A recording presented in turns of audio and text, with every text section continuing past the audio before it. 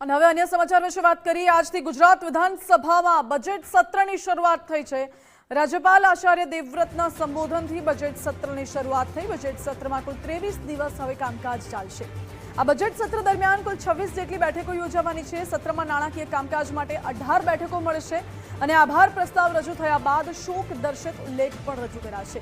મુખ્યમંત્રી ભૂપેન્દ્રભાઈ પટેલ ગૃહમાં શોક દર્શક ઉલ્લેખ મૂકશે। વિપક્ષ તથા શાસક પક્ષના સિનિયર સભ્યો તેને ટેકો આપશે। આ સાથે જ નાણાકીય નિગમ, મહિલા આયોગ સહિત વિભાગના અહેવાલો રજૂ થશે।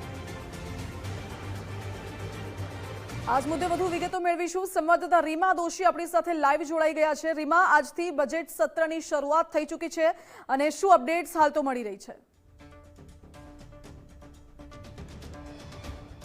ચોક્કસથી 15મી વિધાનસભાના 8મા સત્રની આજથી શરૂઆત થઈ ચૂકી છે। રાજ્યપાલનું ભાષણ છે તેની શરૂઆત થઈ ચૂકી છે। આજનો દિવસ, પ્રથમ દિવસ ખૂબ જ મહત્વપૂર્ણ રહેશે કારણ કે સુધારા રજૂ થવાના છે, વિવિધ વિભાગો છે તેનો અહેવાલ પણ રજૂ થવાનો છે અને તેની સાથે જ ઉપાધ્યક્ષ છે તેને લઈને પણ ચૂંટણી છે તે થવાની છે। ભારતીય જનતા પાર્ટી અને કોંગ્રેસ બંને તરફથી બે ઉમેદવારોના નામ છે તે રાખવામાં આવ્યા છે, પરંતુ તેની વચ્ચે આમ આદમી પાર્ટીએ સ્પષ્ટ કહી દીધું છે કે તેઓ આ ચૂંટણીમાં ભાગ નહીં લે।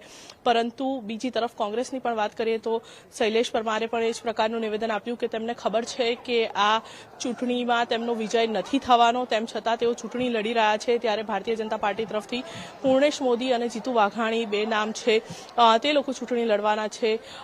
સાથે જ આજનો સમગ્ર દિવસની શરૂઆત છે તેની પહેલી બેઠક છે તે શરૂ થઈ ચૂકેલી છે।